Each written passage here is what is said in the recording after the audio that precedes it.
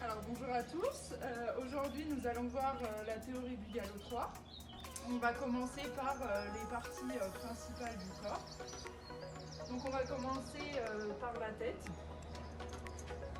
Ensuite on a l'encolure, le poitrail, l'ars et l'interarse.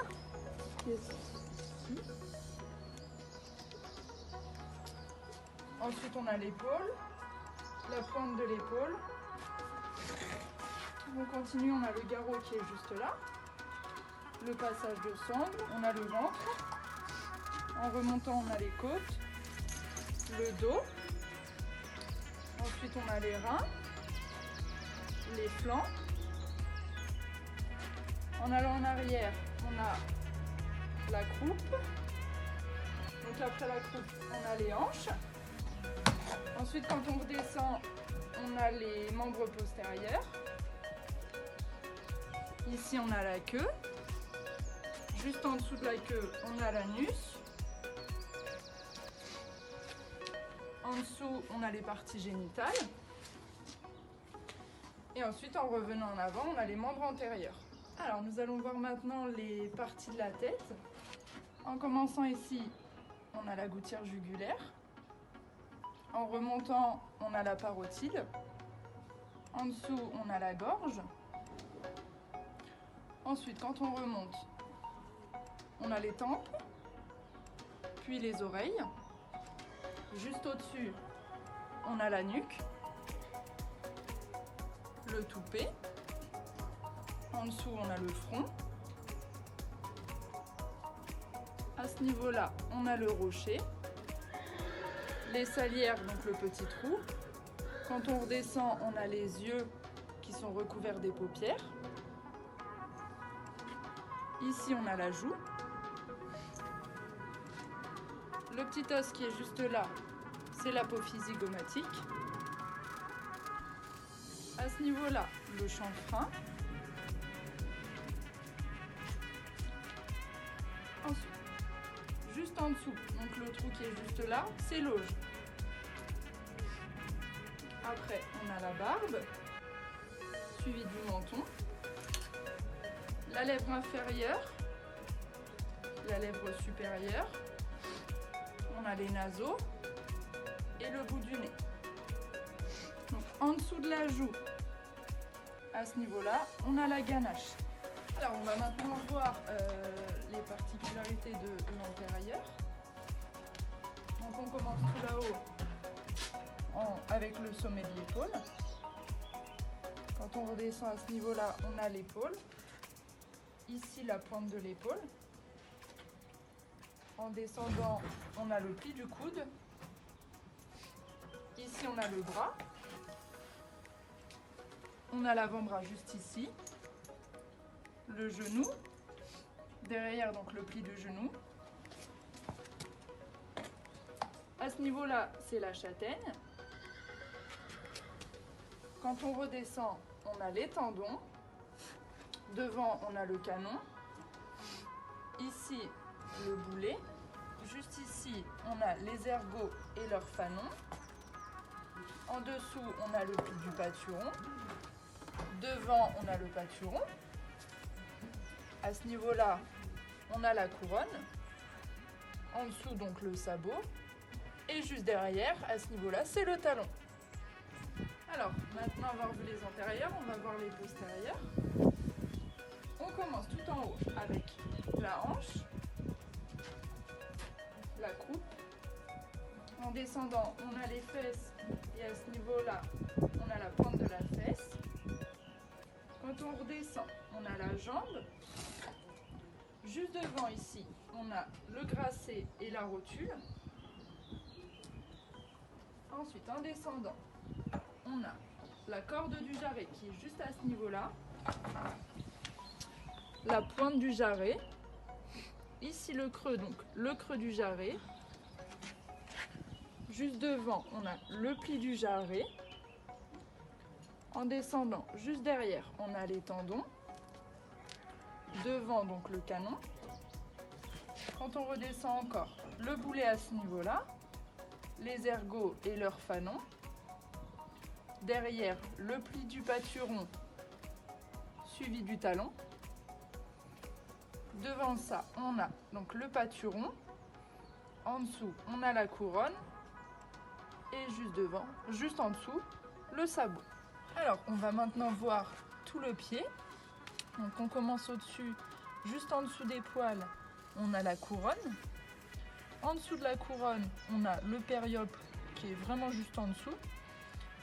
Et tout le pied, en fait, tout le sabot, on appelle ça la muraille ou la paroi. Ensuite, en dessous du pied, on a à ce niveau-là les glaumes. Tout ça, c'est la fourchette. Ici, on a la lacune médiane. Et de chaque côté, ce sont les lacunes latérales. Tout ce qui entoure la fourchette, c'est la sole. Et en fait, tout autour, c'est la ligne blanche. Ensuite, les parties qui différencient le pied, on a à ce niveau-là le talon. Quand on redescend, on a ici le quartier, la mamelle et ici la pince. On va maintenant voir les parties du fer. À ce niveau-là du fer, on a la pince. Quand on redescend à ce niveau-là, on a les mamelles. Ici le quartier, puis l'éponge. Maintenant, on va voir en dessous du fer. On a les deux petits trucs qui remontent. Ce sont les pinçons. Les trous ici, donc les contre-perçures, les trous du clou. Et toujours de chaque côté, les trous des mortaises. Alors, pourquoi graisser les pieds ? Pour que les sabots de votre cheval restent en parfait état, vous devez les curer quotidiennement et les graisser une fois par semaine. Comme on dit, pas de pied, pas de cheval.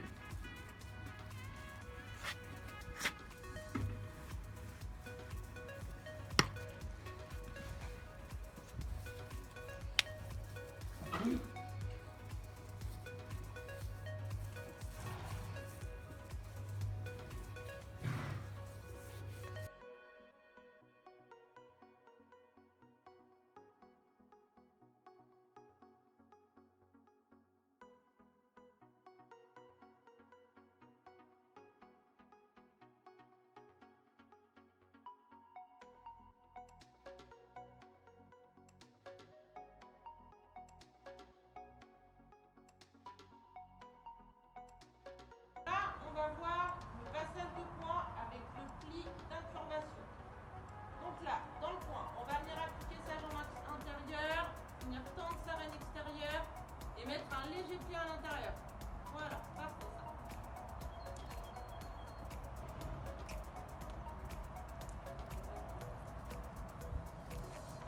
Ensuite, Calisthé, tu vas partir au trot et on va venir faire un contre-changement de main. Donc c'est un début de diagonale, donc on part un peu après la lettre. Là. On arrive à la lettre X, on marche quelques foulées droits et on reprend la prochaine diagonale vers la lettre S. Et on arrive un peu avant la lettre. Ensuite, on va venir faire le 8 de chiffre.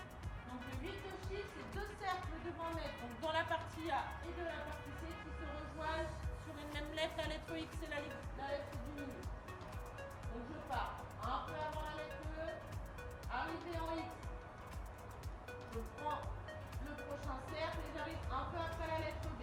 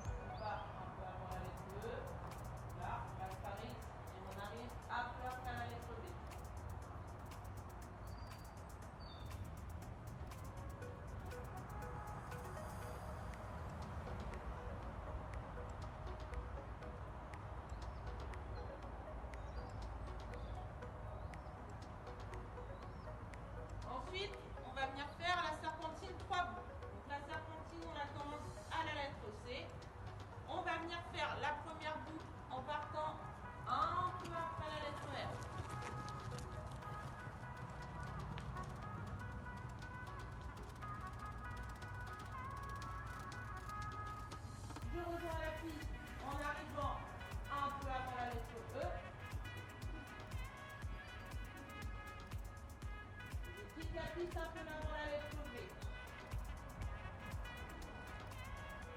Et pour la dernière boucle, je rejoins la piste un peu avant la lettre P. Pour la suite des figures de manège, vous pouvez revenir au niveau de la théorie du galop 2.